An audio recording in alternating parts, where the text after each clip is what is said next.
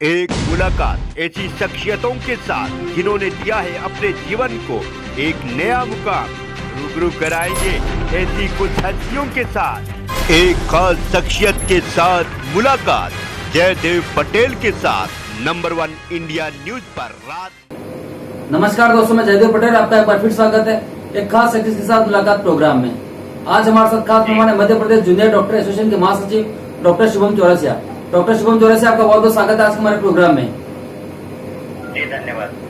Doctor Shubham Chaurasia, आपसे मेरा पहला सवाल है कि इस वक्त जब संकट काल में पूरी दुनिया इस बीमारी से जूझ रही है और सबसे बड़े धरती पर कोई भगवान है तो वो है डॉक्टर। ऐसे समय में आप लोग हड़ताल कर रहे हैं, ऐसे समय में आप लोग इस्तीफे दे रहे हैं, आप लोग क्या कर रहे हैं आप लोगों को समझ नहीं आ रहा है। ये समय बीत जाने दीजिए, इसके बाद आप इस्तीफे दीजिए या हड़ताल कीजिए। नमस्कार, मेरा नाम डॉक्टर शुभम है और मैं जनता के प्रति अपनी संवेदना व्यक्त करना चाहता हूं। मुझे पता है कि कुछ मरीजों को इस हड़ताल के कारण परेशानी हुई है, लेकिन इसकी जिम्मेदारी मैं जूनियर डॉक्टर के कंधे पर नहीं देता हूं। इसकी जो जिम्मेदारी है वो सरकार को उठाना चाहिए, क्योंकि सरकार हम पुरानी अपनी मांगों को लेकर आज हम हड़ताल पर खड़े हुए हैं। हम कभी भी आंदोलन के पक्ष में थे ही नहीं। सरकार हमें मजबूर कर रही है, हमें आश्वासन पे आश्वासन दिए जा रहे हैं। दूसरी बात ये थी कि एक कोरोना का काल था, जब कोरोना का पीक था, एक पिछले साल एक पीक आया था, दूसरी लहर जो कोरोना की जो इस साल आई थी। इस बीच हमने कई बार सरकार से संपर्क साधने की कोशिश की थी। हमने सरकार को संवाद के बहुत सारे मौके दिए थे। पिछली बार भी 6 तारीख को सरकार ने हमें एक झूठा आश्वासन देकर छोड़ दिया। सरकार ने हमें कुछ मांगे, हमारी मांगों के विपरीत हमें कुछ मांगे उन्होंने सजेस्ट की थी और हमने उस पर अमल भी किया था, परंतु सरकार अपनी बातों से फिर से फैली और उसके बाद से अभी तक सरकार का ऐसा कोई लिखित में ऑर्डर हमें नहीं मिला। तो हम मजबूर हैं, जो हमारी मांगों को अगर सरकार नहीं मानती है तो हम डटे रहेंगे। लेकिन डॉक्टर शुभम चौरसिया, जिन राज्यों में बहुत ज्यादा हैं उन राज्यों में सरकारी नौकरी करते हुए प्राइवेट प्रैक्टिस करने पर पाबंदी है और मध्य प्रदेश में सरकारी नौकरी करते हुए प्राइवेट प्रैक्टिस पर पाबंदी नहीं है। ये भी तो आप देखिए सर। मैं आपको एक बात क्लियर करना चाहूंगा कि मैं यहाँ पर एक स्टूडेंट हूँ, मैं कोई यहाँ पर गवर्नमेंट प्रैक्टिशनर डॉक्टर नहीं हूँ। मैं जिस श्रेणी में आता हूँ जूनियर डॉक्टर, मैं एक यहाँ पर पोस्ट ग्रेजुएशन का छात्र हूँ और यहाँ पर पोस्ट ग्रेजुएशन के छात्र को ऐसा प्राइवेट प्रैक्टिस करने का ऐसा कोई नियमावली नहीं है। आप जिस प्राइवेट प्रैक्टिस की बात कर रहे हैं वो यहाँ के जो सीनियर डॉक्टर्स होते हैं, जो कंसल्टेंट्स की पोस्ट के अंदर आते हैं, उन्हें प्राइवेट प्रैक्टिस करने की अनुमति होती है। मैं यहाँ पर एक छात्र हूँ और छात्र रहते जो मेरे हक हैं मैं उनका पालन कर रहा था और करता रहूंगा। जी डॉक्टर शुभम चौरसिया, सरकार ने आपको कहा था कि प्राइस इंडेक्स के तहत बढ़ोतरी दी जाएगी। सरकार ने आपको कभी नहीं कहा कि 6% की बढ़ोतरी दी जाएगी। मैं आपको बताना चाहूंगा कि जो पिछली हड़ताल के बाद जो एक कॉमन एक ऑर्डर जो सरकार ने पास किया था कि हर साल उसमें जो करंट रेट होगी उसके हिसाब से वृद्धि की जाएगी, परंतु पिछले 3 साल से कोई भी वृद्धि की अभी तक बात सरकार ने नहीं की है।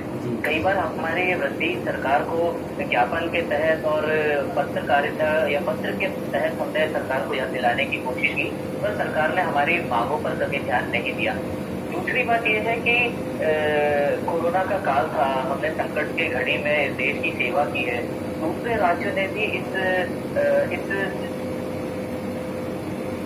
डिमांड है या फिर जो जूनियर डॉक्टर्स ने जो काम किया है उसको समझा और उनके मानदेय में, उनकी सुरक्षा में और उनके इलाज के लिए बेहतर सुचारू रूप से व्यवस्थाएं करने में कभी पीछे कदम नहीं हटाए। तो हमारी भी उन्हीं मांगों के बिना पर एक कॉमन एक मांग थी कि सरकार हमारी बातों को सुने, समझे और उनका एक कॉमन सेंस से निकालने के बाद में हमारी जो मांगे हैं उन पर अमल करें। लेकिन डॉक्टर शुभम चौरसिया, आपकी जो 2 मांगे हैं वो थोड़ी बहुत सी अजीब हैं। जिसमें एक मांग जिसमें आपने कहा है कि कोविड ड्यूटी के दौरान आप गांव में पोस्टिंग नहीं जाते हैं, तो गांव में पोस्टिंग क्यों नहीं जाते हैं? क्योंकि गांव में भी तो सर मरीज रहते हैं, क्या वहाँ पे लोग बीमार नहीं होते हैं?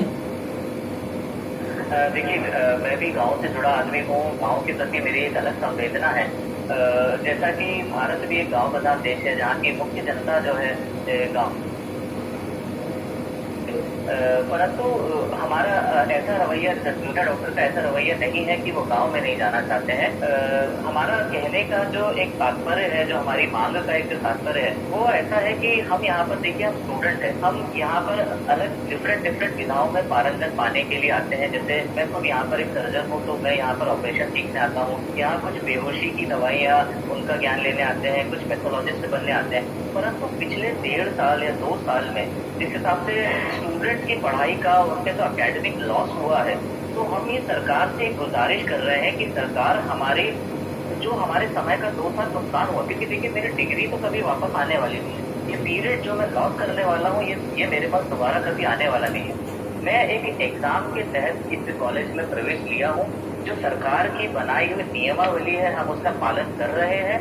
तो हम सरकार से गुजारिश कर रहे हैं कि हमें जो 1 साल की जो ग्रामीण में हम जो सेवाएं देते हैं, उस सेवा को, जो हमने कोरोना की 1 साल 1.5 साल जो सेवा दी है, उससे समझौता करें और हमें एक समय दें, ताकि हम आगे फर्दर एजुकेशन जो हम यहाँ पर छोड़ के जा रहे हैं, वो हम आगे कंटिन्यू कर पाए।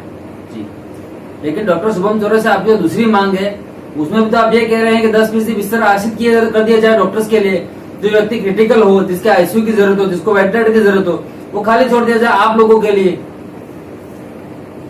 देखिए, मैं इस पे अपनी बात इस प्रकार से रखना चाहूंगा कि जैसे सरकार ने हमारी जो मांग थी, देखिए मैं एक अस्पताल का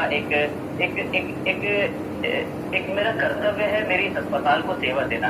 जब हम सेवा अपनी देते हैं, तो हम कभी ये नहीं सोचते कि ये कोई अलग से हमारे लिए सेवा है। या हम कई बार ऐसा होता है कि हमारी ड्यूटी 8 घंटे होती है, पर हम कई बार ऐसे 24 घंटे ड्यूटी करते हैं।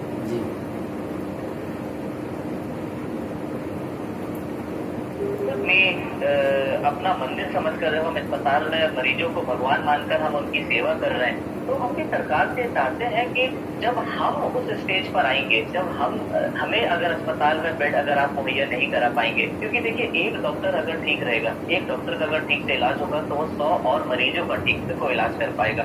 तो हम ये सरकार से गुजारिश करते थे कि हमें जो कॉमन जनता के जो बेड है, हमें उनमें से कोई बेड नहीं चाहिए। हम ये चाहते थे कि सरकार हमारे लिए एक अलग से एक छोटा सा वार्ड, जिसमें सारी व्यवस्थाएं हैं, वो एक रिजर्व करके रखते थे, ताकि हम किसी दिन डॉक्टर पॉजिटिव आए। बीच में ऐसा हुआ था कि जब कोरोना की दूसरी लहर आई थी, तो बहुत सारे डॉक्टर्स पॉजिटिव हुए थे और सरकारी अस्पतालों में, इवन प्राइवेट अस्पतालों में उनको बेड नहीं मिल पा रहे थे। तो एक जो डॉक्टर का जो एक इलाज होना चाहिए, और उस बीच में हमारे कई डॉक्टर्स ने 2 बार भी पॉजिटिव आए। कुछ लोगों का इलाज ठीक से नहीं हुआ, कुछ क्रिटिकल भी हुए, और कई डॉक्टर्स हमारे इस सेवा के दौरान शहीद भी। तो हमारा सरकार से सिर्फ एक छोटी सी गुजारिश थी कि हमारे लिए कुछ बेड रिजर्व करी जाए, ताकि इन डॉक्टर्स को जल्दी ठीक किया जाए, ताकि ये कोरोना काल में फिर से अपनी सेवाएं देने के लिए तैयार हो पाए। डॉक्टर शुभम चौरसिया से आपसे मेरा आखिरी सवाल है कि आप जिस प्रोफेशन में आए हैं, उस मरीज की, उसके परिवार वालों की शपथ नहीं दिख रही है आपको। जो आपने एमबीबीएस में आने से पहले शपथ ली थी, क्या उसमें आपके अगर परिवार का कोई इंसान अगर बीमार हो, तो क्या आप उसे उसका इलाज करने से आप मना कर देंगे? इस पर मैं आपका जवाब चाहूंगा। आप किसी का, मैं आपका सवाल समझ नहीं पाया, मेरा नेटवर्क थोड़ा सा टूट रहा है। मैं रिपीट कर देता हूँ सर। डॉक्टर शुभम चौरसिया से आपसे मेरा आखिरी सवाल है कि आप जिस प्रोफेशन में आए हैं, उस मरीज की, उसके परिवार वालों की शपथ नहीं दिख रही है आपको। जो आपने एमबीबीएस में आने से पहले शपथ ली थी, क्या आपके परिवार में कोई बीमार हो जाएगा और अगर उसका इलाज करना हो, तो आप उसके इलाज करने से मना कर देंगे इस समय पे? उस पर मैं आपका जवाब चाहूंगा। नहीं, मैं ऐसी किसी भी बात की और ऐसी किसी भी उसके लिए मैं कभी भी अपने कर्तव्य से पीछे हटने की कोई बात ही नहीं है। आपके परिजन है, मेरे परिजन है, शायद मेरे लिए एक मरीज समान है। मैं जानता हूँ कि मुझे मेरे मरीजों से थोड़ा सा इमोशनल, थोड़ा सा लगाव ज्यादा होगा, परंतु मैं आपको क्लियर करना चाहूंगा कि एक डॉक्टर और एक पेशेंट रिलेशनशिप जो होती है, वो बहुत स्ट्रांग होती है। कई बार हम बियॉन्ड द लिमिट जाके बहुत सारे काम करते हैं। आप जिस तरीके से सवाल मुझसे कर रहे हैं, कभी शायद ये सवाल आपने अभी कभी हमारे मरीजों से किया होता है, जिन मरीजों का हम इलाज कर रहे हैं, जिन्हें हम लंबे समय से देख रहे हैं। कुछ मरीज हमारे पास 3-4 साल बाद भी हमारे पास लौट कर आते हैं और ये हमें बताते हैं कि सर आज सवाल इसलिए पूछना पड़ रहा है, शुभम जी, आज सवाल इसलिए पूछना पड़ रहा है क्योंकि आप लोग आज हड़ताल पे हैं सर। अगर आप इलाज कर रहे हो तो दिक्कत ही नहीं थी। नहीं, इलाज करने से हमने मना नहीं किया। ये सरकार जो है, जो हमारी मांगों को लेकर इतने समय से संशय बना के रखी है, जो हमारे हमने बहुत बेसिक चीज़ों की मांग की थी कि जो हमारे थर्ड ईयर्स हैं जिनका बॉन्ड कंप्लीट हो गया है उनको यहाँ से अगर मुक्त नहीं किया जा रहा है, उनका एग्जाम नहीं हो रहा है, तो उनकी जो पोस्ट है वो 3 साल काम करने आए थे, उनके 3 साल होते थे, उनकी पोस्ट अपग्रेड कर दीजिए। हम पुलिस एक सुरक्षा मांगना चाहते थे। हम देख रहे हैं देश में हर जगह एक विषय बना हुआ है जहाँ डॉक्टर्स की आए दिन पिटने की या फिर मारपीट होने की या किसी की जान जाने की आए दिन खबर आती है। तो सरकार का हम एक ऐसा रुख चाहते हैं कि इनके प्रति कुछ ऐसे लॉ बनाए जाए या हमारे अस्पताल में हमें ऐसी सुरक्षा दी जाए ताकि इससे बार बार ये सारी जो समस्याएं हैं इनका निराकरण बस हम चाहते हैं। ऐसा नहीं है कि हम किसी चीज को वापस से उलझाना चाह रहे हैं। हम चाहते हैं कि ये समस्याएं जो सारी हो आज ही की आज खत्म हो, क्योंकि अगर हम मांग नहीं करेंगे तो ये चीजें वैसी की वैसी चलती रहेंगी जी। तो हम ये चाहते हैं कि बस एक छोटा सा पुलिस प्रोटेक्शन है और पुलिस चौकी जो कि एक अस्पताल का हक है, क्योंकि आए दिन यहाँ झगड़े होते हैं। देखिए मैं मानता हूँ कि जब किसी मरीज के परिजन की मृत्यु होती है या ज्यादा बीमार होता है तो उनका इमोशनल जो एक आउटबर्स्ट होता है वो डॉक्टर पर ही निकलता है। हम डॉक्टर हैं, हम भगवान नहीं है। हम हर मरीज की जान हम पूरी कोशिश से बचाने की कोशिश करते हैं, परंतु हम गारंटी नहीं दे सकते कि इस मरीज की जान बच ही जाएगी जी। तो हम सिर्फ उस जगह पे कॉमन सेंस बनाना चाहते थे गवर्नमेंट से कि आप हमें सुरक्षा की दृष्टि से एक उस हिसाब से हमें देखें और हमें सुरक्षा प्रदान करें। ऐसे कुछ बहुत बड़ी डिमांड नहीं है। हर अस्पताल में चौकी होती है, जो कि यहाँ हमारे अस्पताल में उस तरीके से सुरक्षा की जो व्यवस्थाएं थी थोड़ी कम थी। आए दिन कुछ न कुछ झगड़े हो रहे थे, तो इसलिए हमारी एक मांग थी कि सरकार हमें एक सुरक्षा प्रदान करे। डॉक्टर शुभम जोरा से आपने समय दिया उसके लिए आपका बहुत बहुत धन्यवाद। जी ओके, धन्यवाद।